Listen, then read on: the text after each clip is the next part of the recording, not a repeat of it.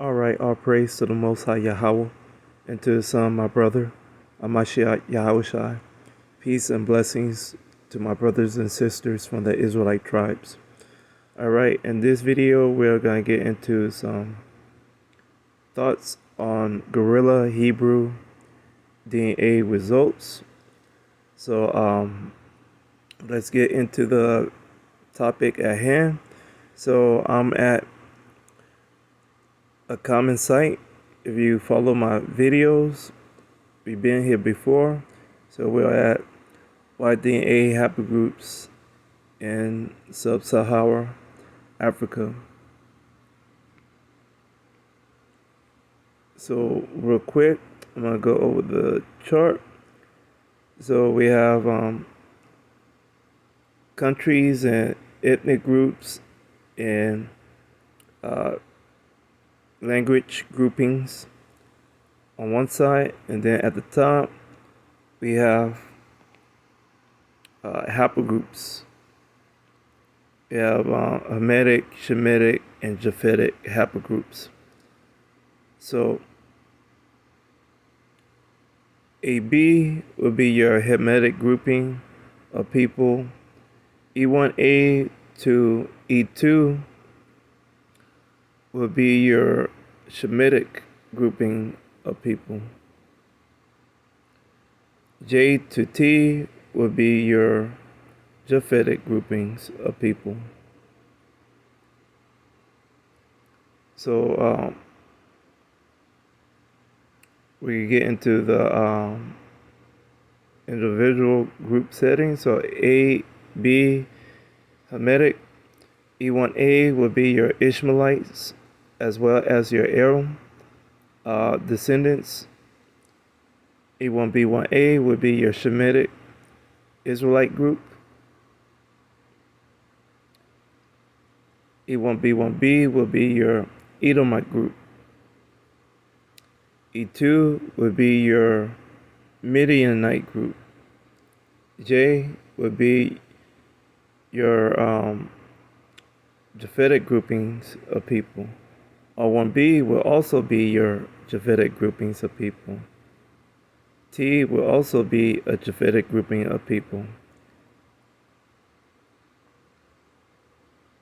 So we are going to get into this information that was given to us. So now we know the groupings. Now let's get into the DNA information that Guerilla Hebrew gave to us. So he said he's R1B. That's his haplogroup. He's making the angle that his haplogroup is African based. So the haplogroup is in Africa, but it's not African based. It's based from Europe and it's scattered into Africa. And we know that for a fact. So it is not the other way around. And R1B is as European as you're gonna get, because not just that, but Guerilla Hebrew wanted to expose DNA as a pseudoscience, because that all you hear them call DNA information and so on. So to begin with, he was never big on haplogroup to begin with, because his angle with DNA was he saw the percentages and he thought that all these percentages was making one people group or a united grouping of people that are closely related. And that's far from the fact, because now he did his DNA test, and It's almost like 23andMe did like a update to their format, because like I've been telling everybody how to read the autosomal DNA, those percentages. Now all of a sudden, 23andMe is like doing it like I told them. It's a timing mechanism. It's not ethnic groups of people that are mixed, and mixed so many generations, and that's how people see it and think and read it.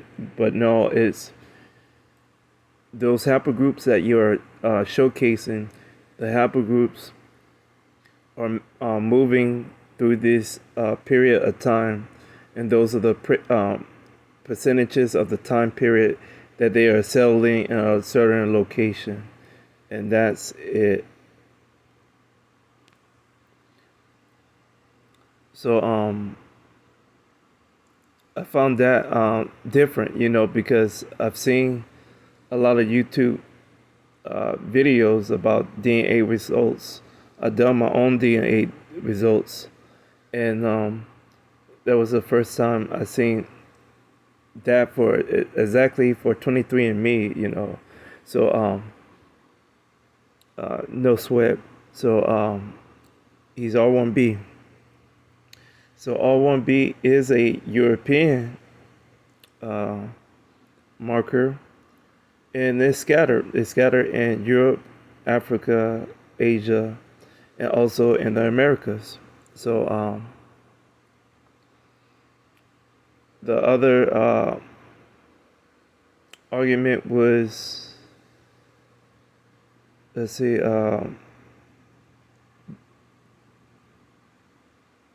the whole thing about white people and Edomites.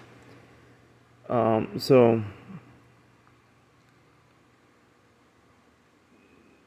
am I gonna get into that right here, right now? I don't think I pulled it up yet.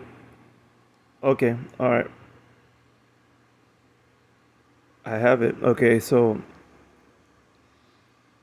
R1B. So let's go back to R1B. R1B.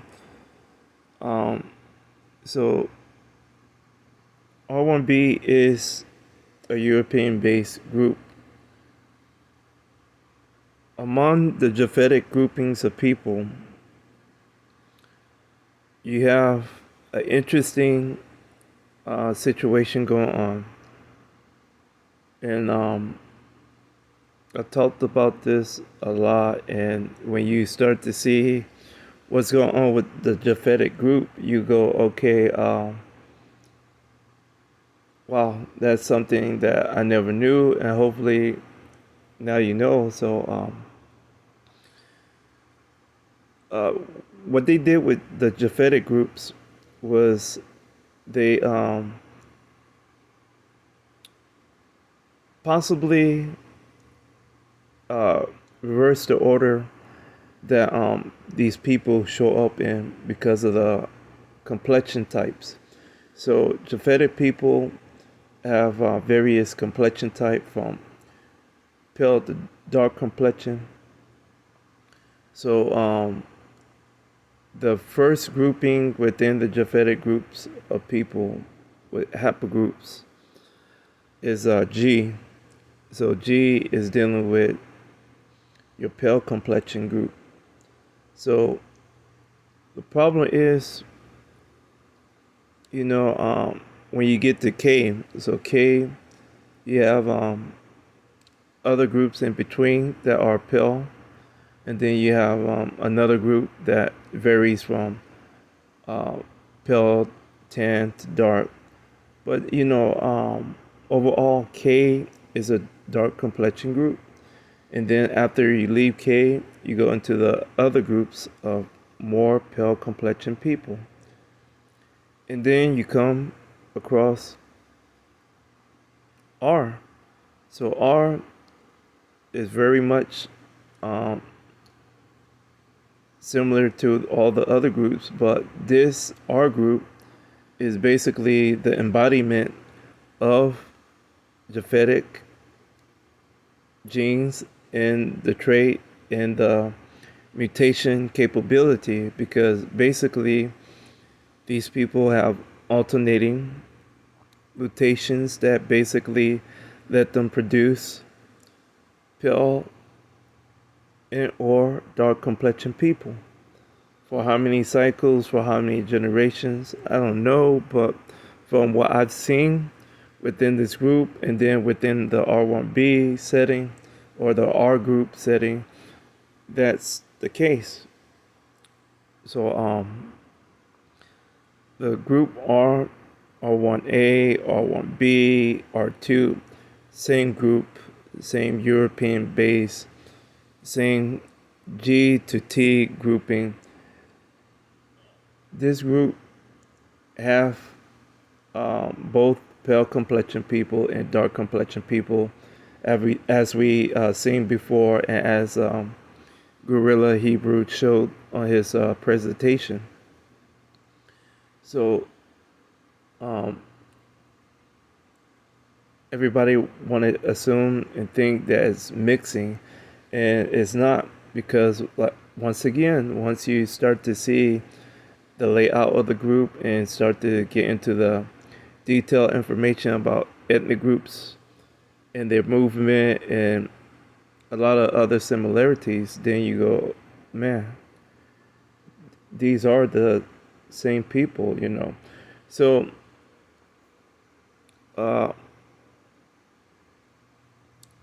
technically R1B is, you know, towards the latter end, but in reality, you know, most likely this group is right after K. So you have K, you have R1B, you could put J, but there's pairing. So in Japhetic group, in this group, you could basically pair a lot of these haplogroups together. That's how we know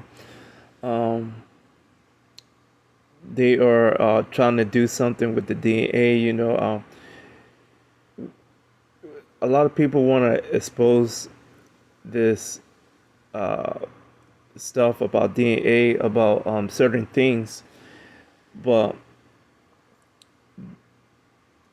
they are not aware of what to expose or what to point out. They point out, you know, something that really, you know, isn't relevant at the moment, but it's like all the other things that you should see and want to point out, they don't really see it at all. You know, it go right past them.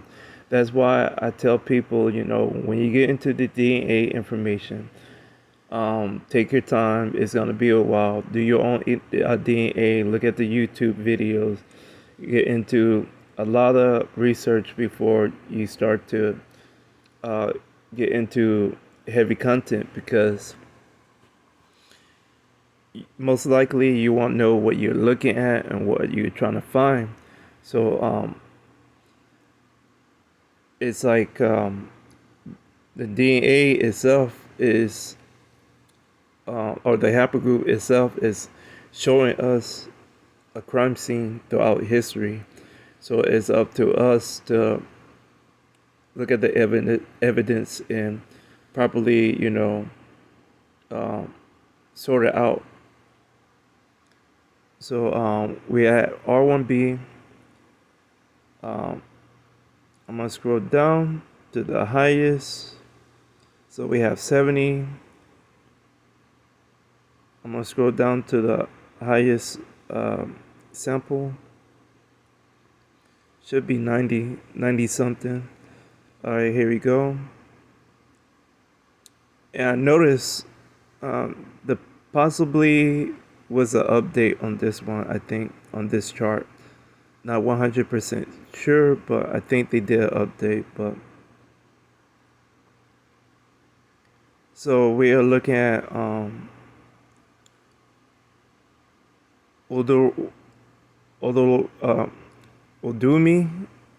Udumi people, Chadic region.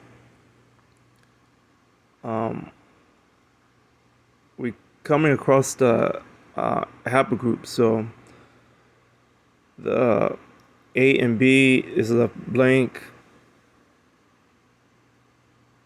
The E's are left blank. J is blank, and then we get to R1B. So the interesting thing about the Odumi group is this is the tribe group that Chris Rock is a part of. So even though this sample, so the professor right here or whoever did the scientist that did the project, it left sample. I mean, it left sample, but it's the other columns are left empty for a reason. Most of the time, there's other projects going on dealing with information, so other scientists could fill in another report to add on. So you see that in other columns, you see the dates right there. So there have been other projects dealing with the same group, and this group is also the tribe that Chris Rock comes from, but he's a B2. He would be a Hermetic person, so that would be Chris Rock group, and I'm just saying this just to emphasize the whole point of this R1B group is dealing with split groupings of people within the haplogroup, pale complexion and dark complexion. Chris Rock and his brothers are dark complexion people, and so is this part of Africa, Chad, Central Africa. So pretty much dark complexion people. So remember, this is R1B. Scroll back up. So I'm gonna scroll back over. I'm gonna try my best not to get distracted, go on a rant, or get into other bits and parts of other information. So I'm looking for South African whites. So here we are. Pale complexion Caucasian people in South Africa. Not just that, but they labeled them South African whites. Indo-European. So we have these percentages.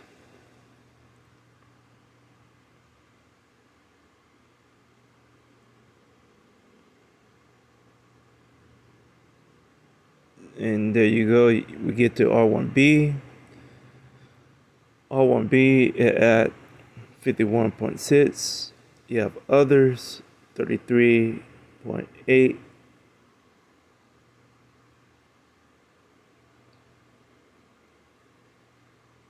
So I'm just showing you that there's a split, comparison within the group. You have pale people and dark complexion people. So I'm gonna scroll out, and no the R groups or the Japhetic groups of people, white complexion or pale complexion or dark complexion, Japhet people are not the Edomites. They are in a pact or in a treaty with the Edomites, with the Ishmaelites, according to Psalms 83. All these people are in a treaty, and they're covering for each other until it's time to turn on each other. So let's get into some more interesting things. So this is EUpedia, and this is very much similar to Wikipedia. It's just a forum for a lot of DNA information, and it's a DNA, research site. So you could do it for a lot of historical points and other things that you need to know about people and DNA and countries and stuff. So we have DNA information on notable people. So um, we're gonna get into very basic DNA information.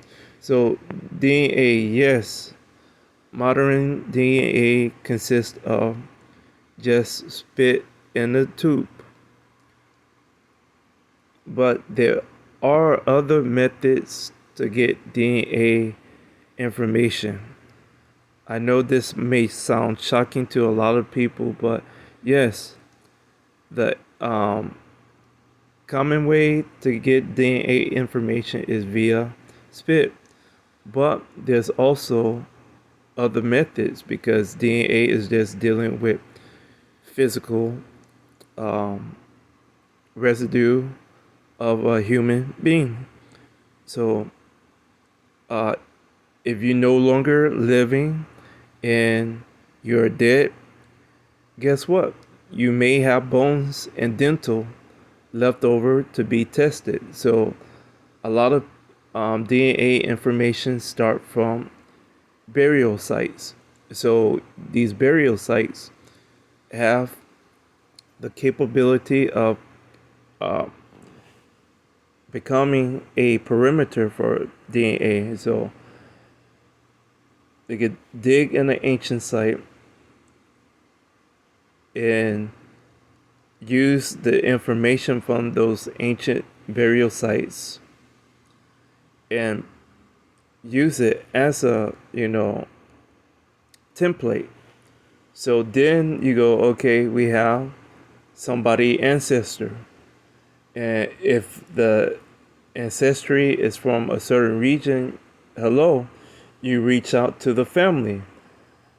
And most likely you have people that volunteer to say, okay, I'm a relative, and they'll donate the DNA. They could do it either spit, hair, or even blood. Another way to besides spit. So you're creating different perimeters and templates for DNA information. So these are different projects, different people contributing funds and information to these projects. And then you create a database. The database is most likely public because most of the time a lot of NGOs get involved in historical research and everything else. So most of the time, a lot of taxpayer money go into a lot of DNA research. Whether you know it, like it or not, you most of the time in the United States of America, you're contributing to a so-called non-governmental group research project, and even though they go non-governmental, it is technically still a part of the government, and that's the irony of those NGOs. They get their tax break, and it's like a subsidized, it's like technically you are a part of the government, but anyway, so that's how get all that information. It's not it's not coming from baby spits, and we are putting baby spit against so many other people, modern day, um, that have been on the earth 15 to 40 years DNA information together from the baby spit. Even though you can, but I'm just saying, we're just doing it in an order process of, ancestry, no duh, right? Okay. So sorry about that rant, but sometimes you have to go basic. So here go Eupedia once again, and on the same page is the E groups and other groups. I'm just starting right above the R group to just demonstrate, I'm talking about white people because like um Guerilla Hebrew, he don't want to embrace his white inheritance, and it it was weird how he kept on talking about this. R1B is a fraternal group. I hope he realized that. So he was trying to make it to where he could accept being R1B because of the phenotype, because that is the thing that they um, go to sleep on when they are not trying to figure out this DNA information. I knew this stuff was gonna eventually catch up with them, and this soon. I knew it was coming, but I guess now, if not sooner, is good because now we can see what everybody is running from. So all these are just white people. So I'm gonna scroll down. Now this is I haplogroup I. You know, remember G is the first grouping of this Japhetic group. So I'm at I.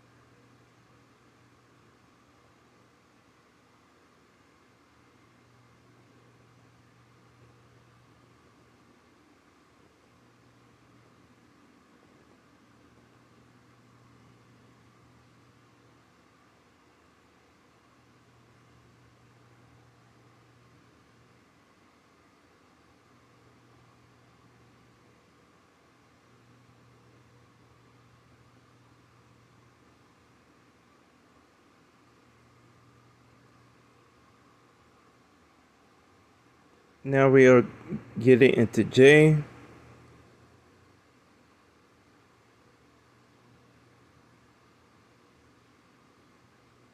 Now note, J is another group that have similar capabilities of R1B or R.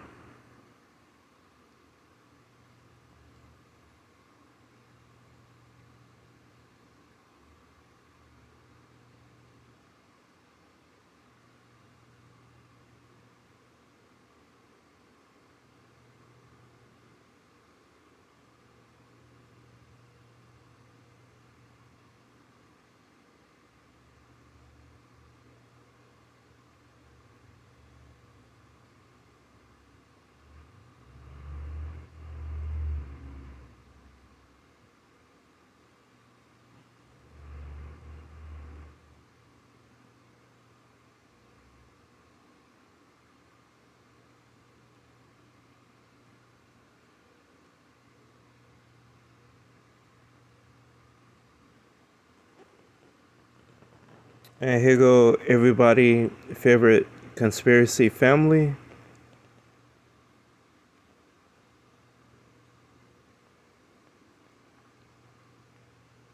Now remember, all these are Japhetic people.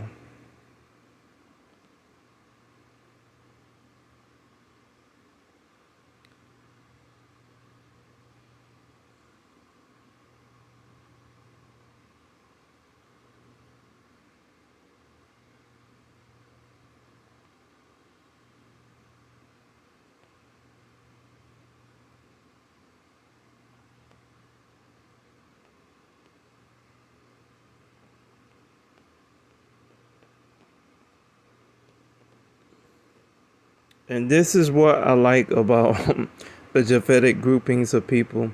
Like I call Japhet the imitation race of people because like in every region that they are in, they are imitating the native population when they are not the native group. You know, they look like a lot of people, native population, but most of the time, Japhet is just like the mutation that they have. They could like easily fool people for being the authentic people group of a region, but they are not. You know.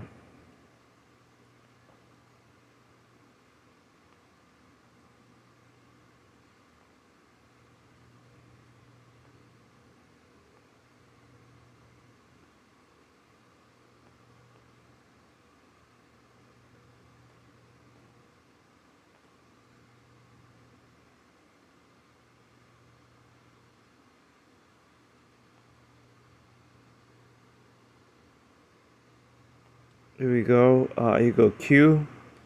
Q is full of so-called Native American people as well as a lot of Jewish people.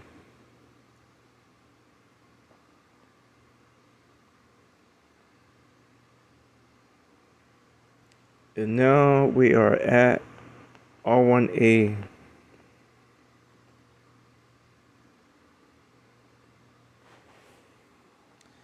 Now on both sides, so on YDA, our group or the Japhetic group in general, these groupings of people are super groups and sub clades of each other, and that's how we know and how we understand that these people are closely related. And the issue is they're trying to hide, not trying to hide, but they're trying to um, cover the fact that there's two different groups of white people. You know, of course, one population is smaller than the other, but um, E1B1B have, you know, more interesting, notable uh, white people. So you have to, you know, fit in into history. You have to make sure nobody question, you know, who they are, where they come from, and stuff like that. So our YDNA is full of a lot of people, and then when you get into the mtDNA for R, it's even longer than the YDNA. Is a massive group. So this is how we know that we are looking at Japhetic groupings of people because of the um, pairings that they do, and they could have just did it like the Hermetic group, you know, two groupings and or even maybe three, because after a while in the Japhetic group, you know, you have them renaming and doing certain things with around the K group, not the R1B group, and that's the other issue. So only a few haplogroups in Y DNA is dealing with constantly being um, used in a different way. And R1B is not that group, K2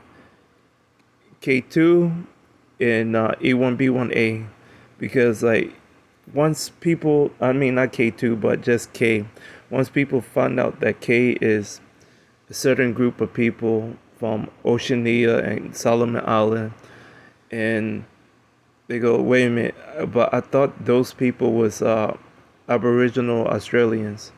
No, those are two different groups of dark complexion people. And when they start to figure out that these are people that are originally from Europe, then it'll click. So we are at R1A. So I'm scrolling down. Like I said, I'm gonna try my best to stay focused, but sometimes I have to get into some type of detailed information.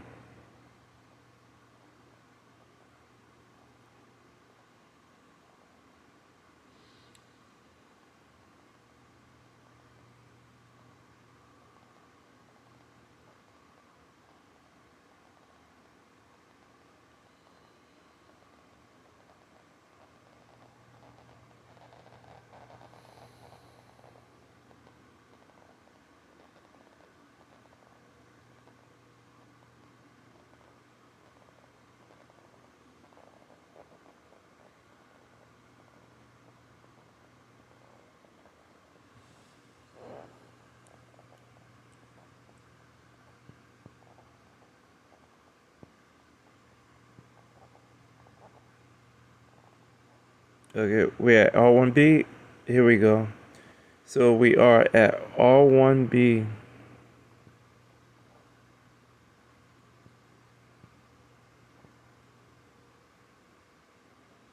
Here we go.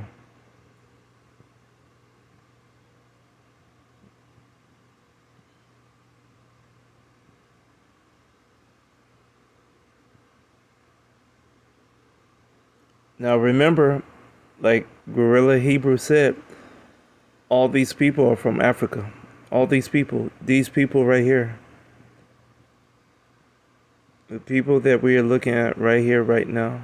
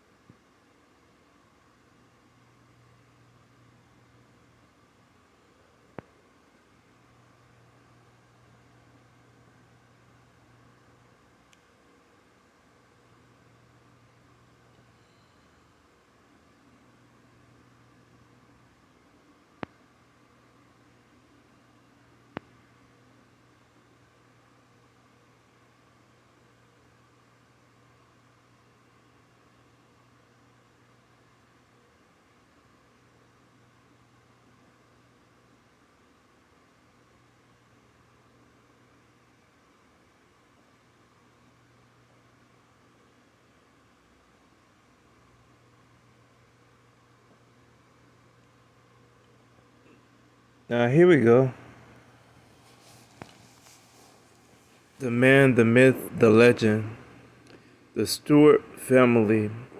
So I do believe King James was a dark complexion European. I believe his whole family was dark complexion. But I do believe this is the group. R1B.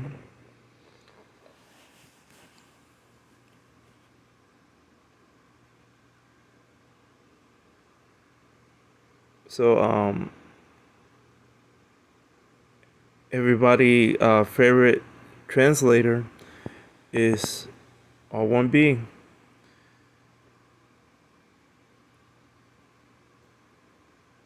Remember, he translated the Bible. He didn't write the Bible. So the Bible itself is still the Most High property.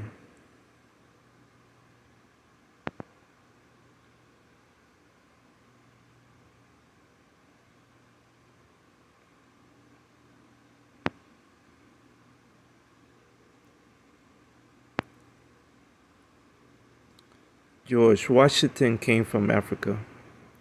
So we're getting deep now. We're getting deep. I think they even showed like a pharaoh.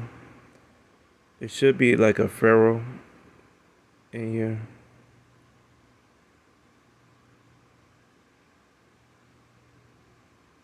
See, and here y'all thought R1B Y DNA was the only group with a pharaoh.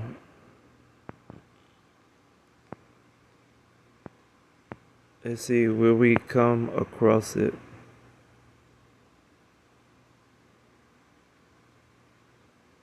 Even though I know exactly what that information is dealing with. Here we go. My bad.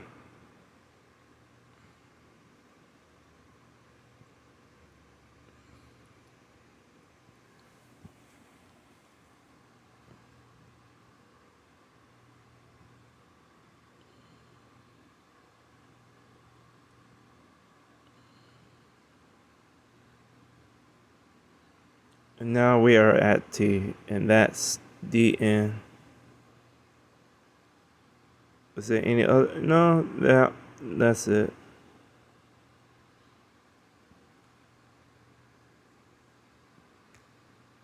So now we get into this information. So I remember when I was doing my literal 12 tribe chart, I was like, I would literally have to put in general different country of origin and people group along with the DNA, and this was one of the pages that I used to put together that information. So wherever, like when Israelite camps would be like saying you are a Hebrew Israelite according to your paternal group. If you are a black, Hispanic, Latino, Native American, Seminole, and Indian. So I was putting together all that information into terminology, into YDNA setups, and I use this information. So I'm gonna just scroll down. So Q, remember Q is basically Japhetic people in Asia. R is dealing with Japhetic people in Europe. C is basically Moabites in Asia and also in Australia.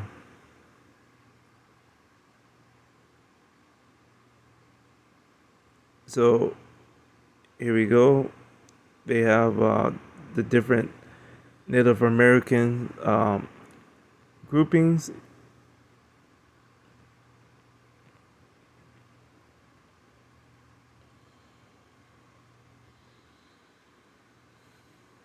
And then you have the haplogroup C, Moabites, Q, Japhetic Asian people, R, Japhetic European people. And then you have others.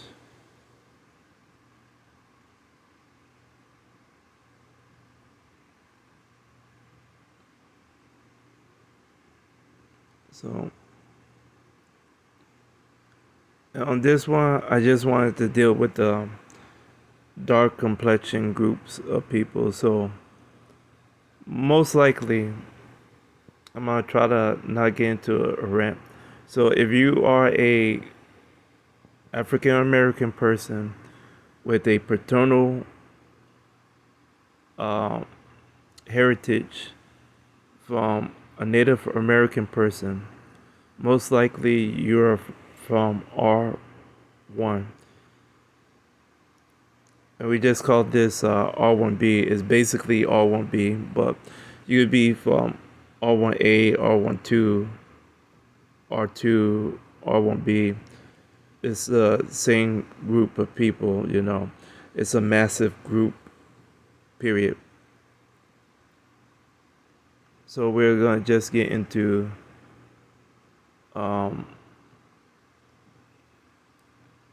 dark complexion groups of people.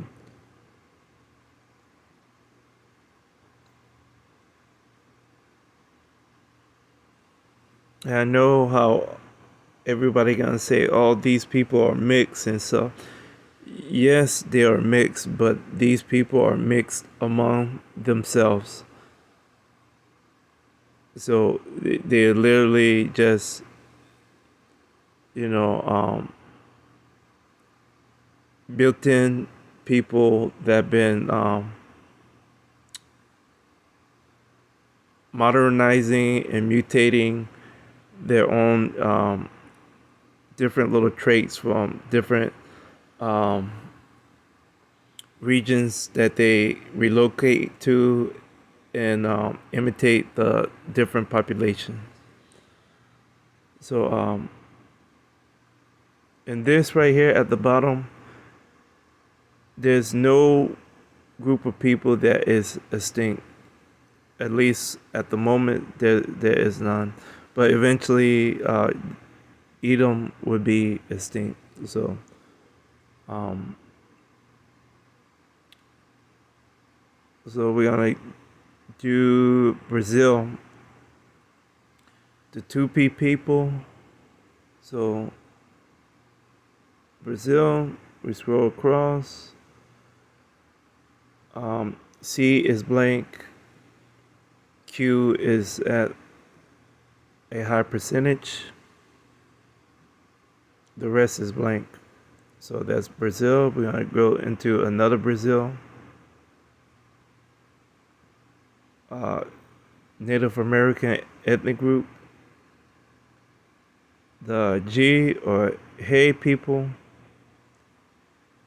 And once again, you have a high percentage of Q, a low percentage of R1. So I'm going to scroll back down to Seminoles. So if you are a person with Seminole Native American ties from your father lineage, these are most likely your people grouping. So C is blank. You have percentages under Q that's high, and under R1 that's a little bit higher. And then you have others at a low percentage. So I'm gonna scroll up. Why not? Let's do Mexico too. So we have two, one Mexico and one Mesoamerica. So this could be Mexico and Guatemala or somewhere else in Central America. The two groupings. So C is blank for both, but then you have high percentages of Q. And then for the Mesoamerica Maya people, you have a low percentage under R1. So scroll up, and now we're gonna do Chippewa. Remember, I'm trying to do like as many dark complexion groupings of people as well. So we did um, copper colored people of Brazil, Mexico. Now we get into groupings that people would probably consider to be black people. They will look like they're African American. So Chippewa, as you can see, they have low percentages under C, low percentages under Q, and then you have R1, a high percentage, and then you have a little bit higher than low at a mid range under other.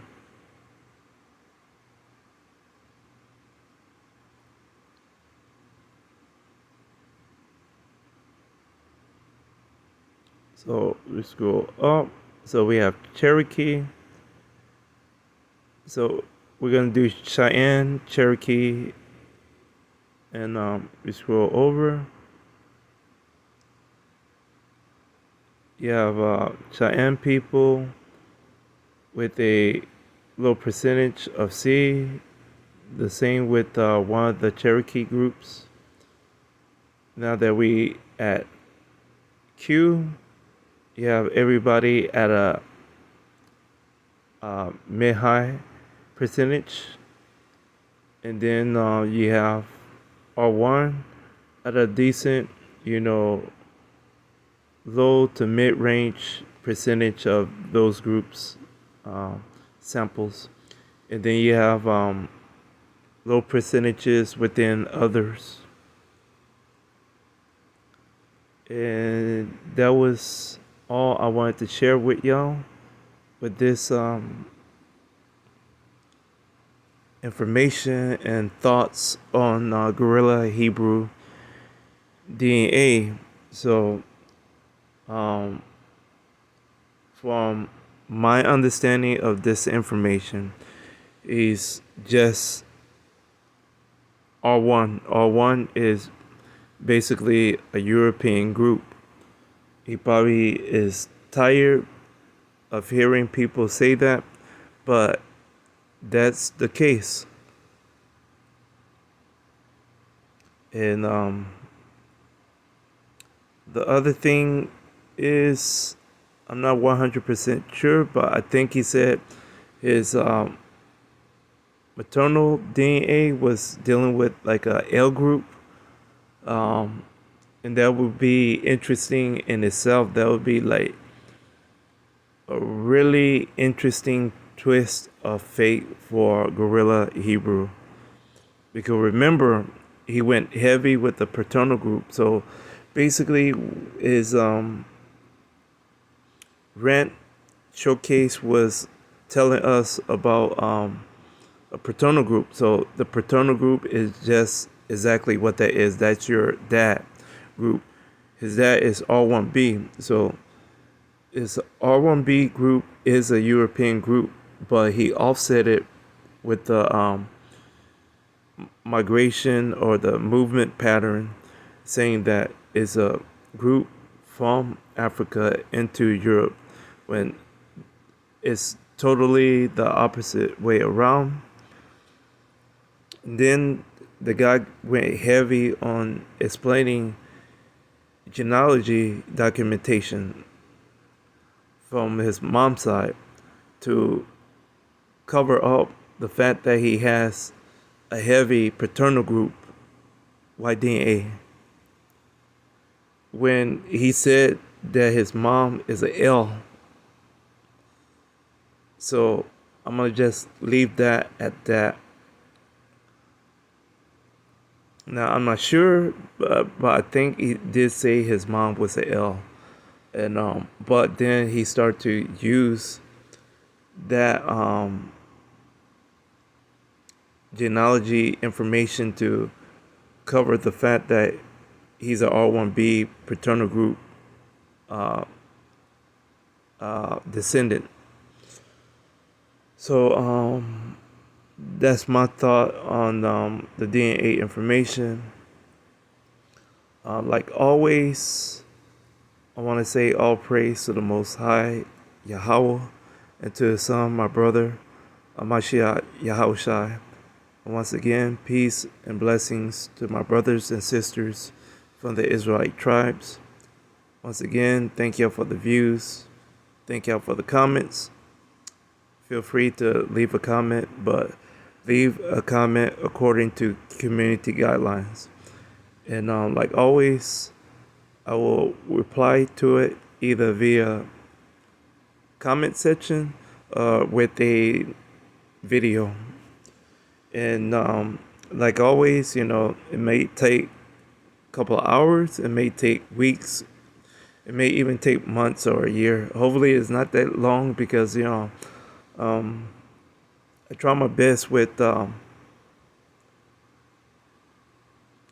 replying to the information or replying to a comment. Most of the time, like I said before, a lot of comments tend to take me into different rabbit holes. I'm like already researching and doing other things with the information that I'm trying to keep up with right now, and then people add more stuff to what I'm looking for. I'm like, hey, why not look up this information? I could do it, and I get sidetracked, and so bear with me, and hopefully I will reply to your comment via comment section or video. With that being said, thank y'all once again. Peace.